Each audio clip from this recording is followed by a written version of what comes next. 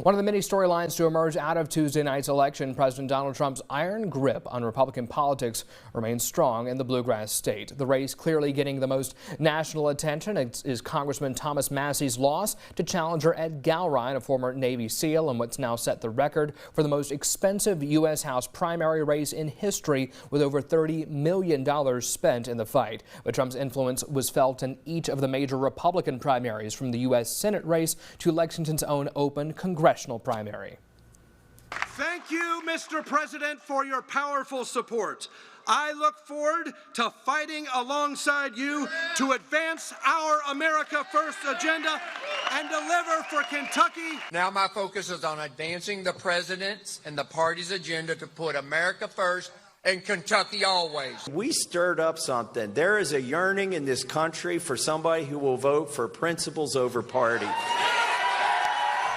President Trump endorsed Gallrein early on in the primary race, visiting North Kentucky in March to campaign for him. Trump made his endorsements of Andy Barr for Senate and Ralph Alvarado for the 6th District congressional race the day before the Kentucky Derby. So a lot to unpack here. Trey, I'll start here with you. What signal does Tuesday send to other Republicans who were watching this race? Is the message essentially get in line?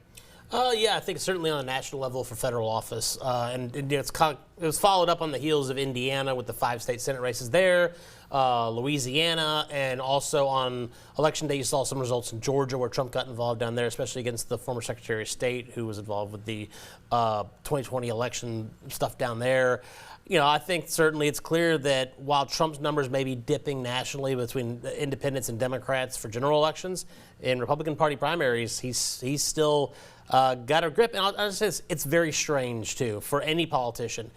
Barack Obama, Andy Beshear, Joe Biden, Bill Clinton, Ronald Reagan, either Bush, they couldn't do this in primaries. Donald Trump's the only politician in my lifetime since I've been following and involved in it that I've seen that has this sort of power over the party to be able to really change the course of primaries. Jared, you see it the same way? Yeah, I think he passed the final test, he being the president. You know, he had always, and Trace brought this up many times, he's always knocked away parties to hit the left in the Republican Party of him, kind of the center of the road Republicans. He would easily defeat them with his MAGA base. Here he had to come from the right, the independent libertarian wing where Massey was. And so for Trump to be able to impose his will on that means, like, you got to fall in line if you're in the Republican Party, even though his numbers are cratering nationally with Democrats, independents, and some Republicans.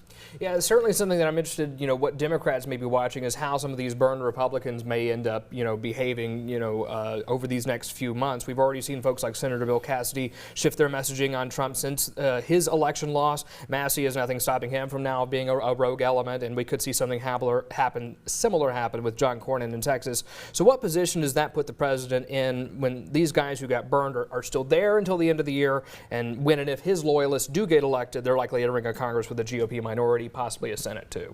I think it's going to be interesting to see. Massey might be one of the most dangerous people in D.C. with a bunch of time on his hands and nothing really to do. Today as we're taping this, he and Ted Cruz are arguing about data centers, and Massey's mocking him for stripping out data center stuff out of some pieces of the bill. We also know that the Senate and the House adjourned till June. The SAVE Act isn't done. Border funding, Department of Homeland Security funding, ICE funding is not done. So you're starting to see these people push back. Cassidy voted for the War Powers Act in the Senate against Trump. And so all these people, especially if Cornyn goes down in Texas and he gets back up there, I don't think Trump's going to get anything out of that Senate. Trey, what do you think? Tillis, Cornyn, Cassidy, McConnell, Murkowski, Collins. That's a lot of people who have reasons to be either mad at the president or to go against the president. And we got a lot of time left in this Congress before. This is the last Congress probably where Trump can get things through, because the House, I think, is likely to flip. The Senate is going to be dicier. But if he wants to push his agenda through, now he's got to do it, and he's got at least 6 Republican senators who are probably going to fight him on a lot of things. And we have a lot of time left until the next GOP primary comes along here in Kentucky. So how influential do you think Trump's word will still be? We've already seen a little bit of talk about a potential primary challenger against Rand Paul. Trey. That's the question, and the question is, how interested is Donald Trump in legacy? Does he want to have a legacy in the Republican Party, or is it only about convenience for him while he's president? Does he kind of peace out going into 2028 and he's out and he's going to be done? Because I think the question also becomes, all these people he's brought in the Republican Party, do they stay once Trump is off the scene, or do they go somewhere else to whatever either not voting or independent, whatever they were before. We don't know. It's kind of unforeseen, and a lot of that will dictate what happens in 28. Just under a minute left here, Jared.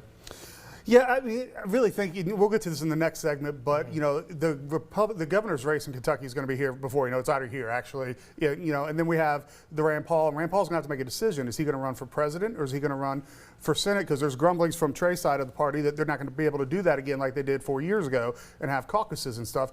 And so you've got Massey sitting out there, you got Nate Morris who wanted to be in the U.S. Senate sitting out there. I can't see Trump backing Massey now if Massey gets in, but I can see Trump backing Morris against Paul. That could be very interesting. That could open up a tough primary there. We'll get a lot of Democrats, statewide Democrats, looking over, especially if they pass on the governor's race. Yeah.